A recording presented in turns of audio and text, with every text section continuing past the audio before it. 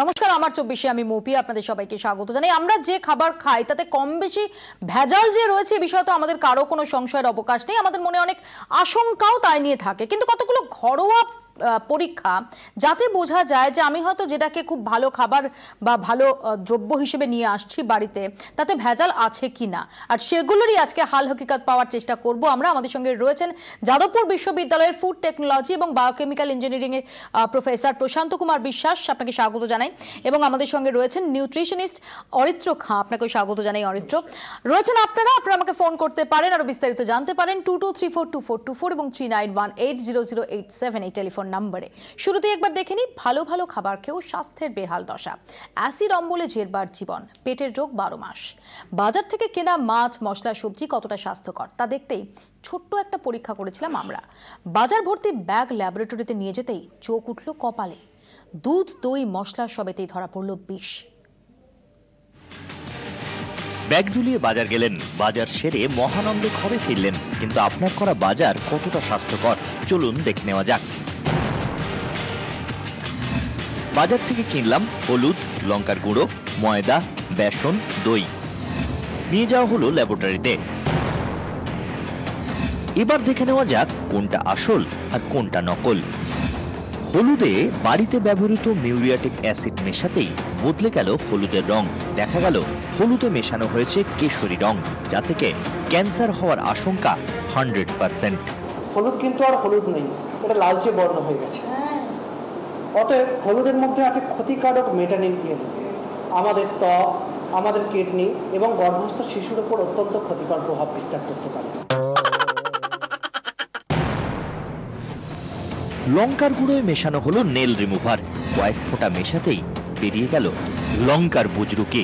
যদি দেখেন যে এই ধরনের বর্ণ পরিবর্তন হয়েছে, তাহলে লঙ্কার গুঁড়োটা অবশ্যই অপদ্রব্য এবং সেটা চকের গুঁড়ো বা কাঠের গুঁড়োর উপরে রং করে ব্যবহার করা হয়েছিল। ময়দায় মেশান সামান্য হাইড্রোক্লোরিক অ্যাসিড, ব্যাস তাতেই কেল্লা ফতে। যদি এই জলের উপরে এইসব বুজবুড়ি দেখা যেত বা বাবল দেখা যেত, তাহলে ময়দার সঙ্গে চকের গুঁড়ো বা এই জাতীয় কোনো অপদ্রব্য মেশানো আছে। চপমুড়ি বাঙালির প্রিয় শান্ত টিফিন, আর চপ মানেই বেসন, কিন্তু সেই বেসনেই মেশানো থাকছে ভয়ঙ্কর বিষ। বেসনের মধ্যে সামান্য একটু অর্গানিক সলভেন্ট দিলাম। অর্গানিক সলভেন্ট দেওয়ার সঙ্গে সঙ্গে দেখা গেল যে নিচের যে বেসন, অর্থাৎ নিচের অংশটা একেবারে সাদা হয়ে গেছে আর ওপরে রং এসছে, অর্থাৎ বেসনটাতে কোনো না কোনো রং মেশানো রয়েছে। শেষ পাতে দইয়ের জুড়ি মেলা ভার। চাপ দই দেখে মন খুশির কিচ্ছু নেই, ওখানেই বিপদ। দইকে জমাট ও ঘন বাঁধাতে মেশানো হচ্ছে ক্ষতিকারক বনস্পতি। হলুদ রং আনতে মেশানো হচ্ছে রং। তাহলেই বুঝুন, ছোট্ট একটা পরীক্ষাতেই বোঝা যাচ্ছে কেমন বাজার আমরা করি আর প্রতিদিন কি বা আমরা খাচ্ছি। এখানে যে সমস্ত পরীক্ষা করে দেখা গেল তার মধ্যে কিন্তু প্রায় সব কাটাতেই ভেজাল দেখা গেল। আর এগুলো আপনি বাড়িতে কিভাবে ধরতে পারবেন তাও কিন্তু আমাদের গবেষক বলে দিলেন। 24 ঘন্টার জন্য ক্যামেরায় অরিনের সঙ্গে কমলিকা সেনগুপ্ত, কলকাতা। আমি প্রথমে প্রশান্তর কাছেই আসি। প্রশান্ত, যেটা দেখলাম সেটা শুনে তো আমাদের আজকে ওঠার মতো পরিস্থিতি। একদম সাধারণ ঘরের যে অত্যন্ত জরুরি দরকারি যে জিনিসপত্রগুলো যেগুলো আমরা খাই, তার মধ্যে এরকম ভেজাল রয়েছে, তো এটার এফেক্ট কতটা কিরকম হতে পারে? এখন দেখুন, যেগুলো দেখালেন এর থেকে আমি আরও কয়েকটা জিনিস বলি। যেমন পাম অয়েল বা আরজিমান অয়েল, সরষের তেলের মধ্যে আমরা বাড়িতে সব সময় সরষের তেল খাই। এই সরষের তেলের মধ্যে আরজিমান অয়েল মেশানো থাকে। সেইটা আপনি ওই দেখালেন না, ওই বাড়ির যে মিউরিয়াটিক অ্যাসিড একটু অ্যাড করলেই ওটা একটা রেড রিং তৈরি হয়, তা থেকেই বুঝতে পারবেন। এবার বলি আরজিমান অয়েলের এফেক্টটা কি। এই আরজিমান অয়েল খেলে দেখুন, একটা বাচ্চা কিছুদিন পরে দেখবেন, কিছুদিন পরে সে একটা তাকিয়ে আছে একটা ব্ল্যান্ড ওয়েতে, এরকমভাবে সবাই ভাববে যে কি ভাবুক কবিতা লিখছে নাকি, সেরকম হয়ে যাচ্ছে। কিন্তু আস্তে আস্তে সেটা নয়, সেটা হচ্ছে তার নিউরোলজিক্যাল একটা এফেক্ট হচ্ছে, যেটাতে তার নার্ভের প্রতি তার প্রভাব পড়ছে। এবং সরষের তেলের যদি মেশানো হয় তাহলে এই এফেক্ট হতে পারে। আমি আমার ল্যাবরেটরিতে পরীক্ষা করে দেখেছি, ম্যাক্সিমাম সরষের তেলে আরজিমান অয়েল পেয়েছিলাম। সে ব্যাপারে একটা চ্যানেলে সেটা বলা হয়েছিল। এবং এই আরজিমান অয়েল কিছুদিন আগে আপনারা শুনেছেন বেহালাতে একটা তেলের যে কেলেঙ্কারি হয়েছিল, যাতে ভেজাল তেলে অনেকেই মারা গেছিলেন। তো এটাই আরজিমান অয়েল, আরজিমান শীটটা বোঝা যায় না, সর্ষের সঙ্গে মিশে থাকে। তো এটাতে আস্তে আস্তে ওই পুরো নার্ভাস সিস্টেম, যখন এন্ডোক্রিন যে হরমোনাল সিস্টেমটাই ডিসরাপ্টেড হয়ে যায়, যেটা আমাদের শরীরের সব অঙ্গের মধ্যে জড়িত, লিভার, কিডনি, সব কিছুর মধ্যে। তার আরেকটা জিনিস দেখুন, পাম অয়েল, যেটা হচ্ছে হাই মানে স্যাচুরেটেড ফ্যাট থাকে, যেটা আপনার সরষের তেলের থেকে অনেক কম দামি এবং খারাপ কোয়ালিটির আমি বলবো। তো আমি দর্শকদের এটা আরো একটা সহজ পদ্ধতি বলে দিচ্ছি। আপনি অয়েল নিয়ে আসুন, একটা কোনো কিছু বিকার বা কাচের গ্লাসের মধ্যে অয়েলটা নিয়ে ফ্রিজে রেখে দিন। দেখবেন কিছুটা জমেছে, ফ্রিজে মানে একদম ডিপ ফ্রিজে রাখবে না, কিছুটা জমেছে কিছুটা জমেনি। মানে শীতকালে যেমন আপনার নারকেল তেল একটু জমে যায়, তো ওই ধরুন নারকেল তেল সরষের তেলের সঙ্গে মেশালে তাড়াতাড়ি জমবে আর সরষের তেলটা একই রকম থেকে যাবে।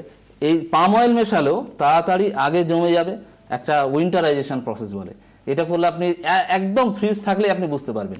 এই ছোট ছোট পরীক্ষাগুলো আমাদের বুঝিয়ে দেবে যে ভেজাল রয়েছে কি নেই। আরো বিস্তারিত এই সম্পর্কে যাব। দুজন দর্শক আমাদের সঙ্গে টেলিফোন লাইনে রয়েছেন।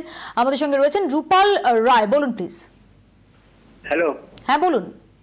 হ্যাঁ, নিপাল চন্দ্র রায় বলছি, আকুই বাঁকুড়া থেকে। বলুন।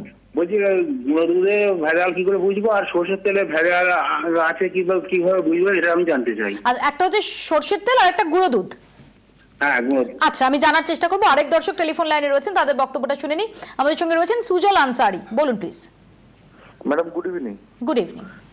ম্যাডাম বলছি, এই যে আমরা প্রতিদিন যে ভেজাল খাচ্ছি মশলার মাধ্যমে, এগুলো কি প্রশাসনিক দিক দিয়ে ফুড সেফটি অ্যাক্ট যেটা আছে এর মাধ্যম থেকে আটকানো যায় না? না আমাদের দেশে আমাদের রাজনৈতিক নেতা তাদের পকেট ভরার জন্য এবং কিছু কোম্পানির পকেট ভরার জন্য মানুষকে ভেজাল খাইয়ে মেরে ফেলবে? এটা কোনো নিয়ম হলো ম্যাডাম? আমি ধন্যবাদ। এবং আপনার এই যে অ্যাঙ্গুইশটা, সেটা আমি একদম পুরোপুরি অ্যাপ্রিশিয়েট করছি। অনেক ধন্যবাদ আপনাকে। আমি অরিত্রর কাছে আসবো। অরিত্র, আমরা যে জিনিসগুলোকে মিশতে দেখছি, রাদার যে যদি আমরা দেখি যে টেস্ট করলে যে জিনিসগুলো যেগুলো থাকার কথা নয় যেগুলো পাচ্ছি, সেগুলো শরীরের পক্ষে কতটা ক্ষতিকর হতে পারে? প্রথমত বলে রাখি যে গুঁড়ো মশলা বা এই সর্ষের তেলের জায়গায় যে আরজিমন সিডস দেওয়া এটা তো বাইরে খালি চোখে বোঝার উপায়টা খুবই কম, কেউ বুঝতে পারবে না। যদি সর্ষের তেলের জায়গায় আরজিমন সিডস খায়, যেটা উনি বললেন যেটা প্যারালাইসিস হতে পারে, সেখান থেকে ব্রেনের প্রবলেম আসতে পারে। এবং তার সঙ্গে সঙ্গে এই যে ইনস্ট্যান্ট নুডলসগুলো হয়, এর মধ্যে আজিনামোটো, মনোসোডিয়াম গ্লুটামেট মেশানো হয়, লেট ক্রোমেট মেশানো হয়, এখান থেকেও কিন্তু ওই একটা নিউরোলজিক্যাল ডিসঅর্ডার আসতে পারে। ছোট বাচ্চাদের ব্রেনের সাংঘাতিক ক্ষতি হতে পারে, ওরা পড়া ভুলে যেতে পারে, কিছু মনে রাখতে পারবে না, এই প্রবলেমগুলো আসতে পারে। এবং তার সঙ্গে সঙ্গে লিভারে বিভিন্ন রকমের কিছু টেস্ট আমরা করি, যেরকম এসজিপিটি, এসজিওটি, অ্যালকালাইন ফসফেটেস, দেখা যায় এগুলো কোনোভাবে বেড়ে গেছে। যে লিভারটা কি আমাদের মেটাবলিক একটা জায়গা হচ্ছে লিভার, সেখানে কার্বোহাইড্রেট, প্রোটিন, সব ফ্যাট, সব মেটাবলিজমসগুলো হয়।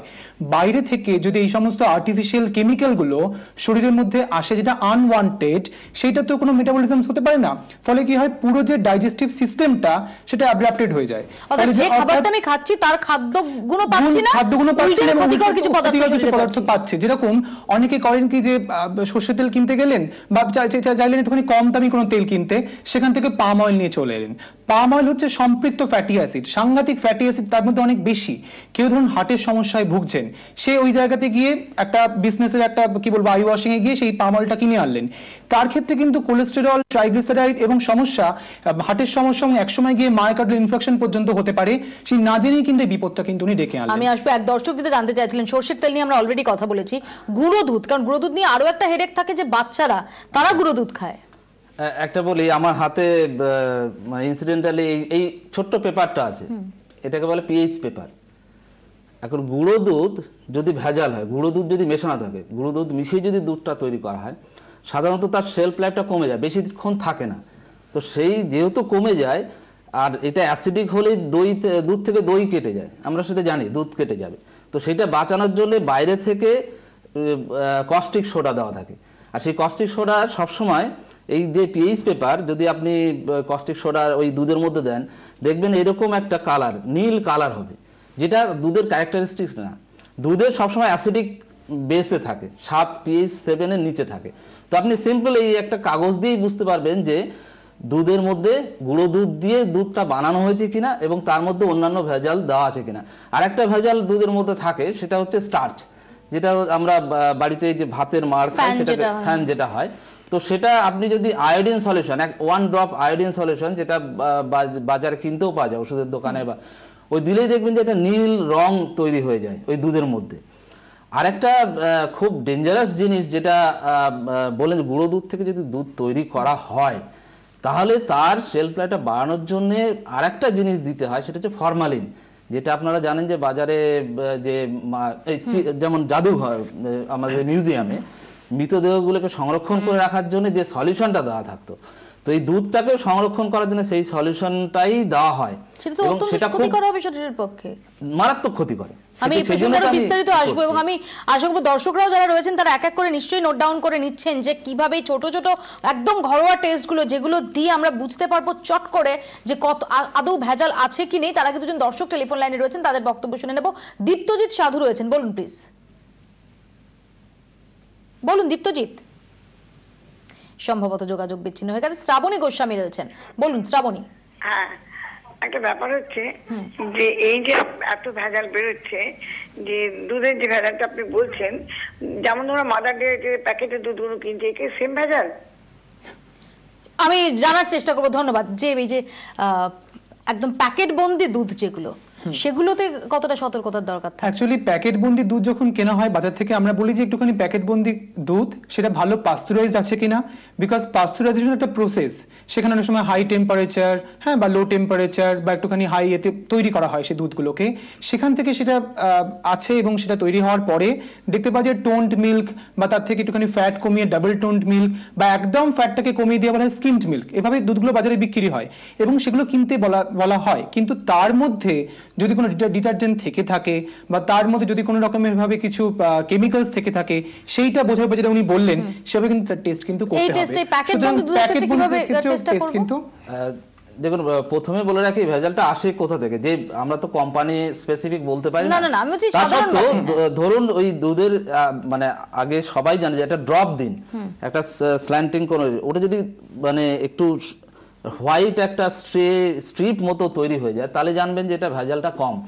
আরেকটা জিনিস, এই যখন এই যে কোনো কোম্পানি তারা বিভিন্ন কোঅপারেটিভ থেকে দুধটা সংগ্রহ করে, এই কোঅপারেটিভ থেকে দুধটা কিন্তু আসে সেই গ্রাম অঞ্চলের সব, সেখান থেকে গোয়ালাদের কাছ থেকেই আসে, সেটা আলাদাভাবে কোনো জায়গা থেকে আসে না।